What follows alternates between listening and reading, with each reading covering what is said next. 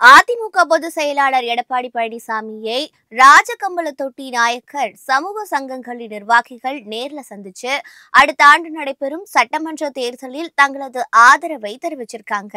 இது குறித்து அதிமுக வெளியிட்டுள்ள எக்ஸ் தள பதிவுல கட்சியின் பொதுச் செயலாளர் எடப்பாடி பழனிசாமியை ராஜகம்பளத்தொட்டிய நாயக்கர் சமூக சங்கங்களின் நிர்வாகிகளான வீரபாண்டிய கட்டபொம்மன், ராஜகம்பள சமுதாய நலச்சங்க மாநில செயலாளர் செந்தில்குமார், வீரபாண்டிய கட்டபொம்மன் பண்பாட்டுக் கழக தலைவர் PS மணி, வீரபாண்டிய கட்டபொம்மன் சமுதாய அறக்கட்டளை தலைவர் NM பழனிசாமி, ராஜகம்பள மகாஜன சங்க துணைத் தலைவர் திரு காசிராஜன், வீரபாண்டிய கட்டபொம்மன் இளைஞர் பேரவைத் தலைவர் சத்தியமூர்த்தி உள்ளிட்ட நிர்வாகிகள் நேர்ல சந்திச்சதாக தெரிவிக்கப்பட்டிருக்கு.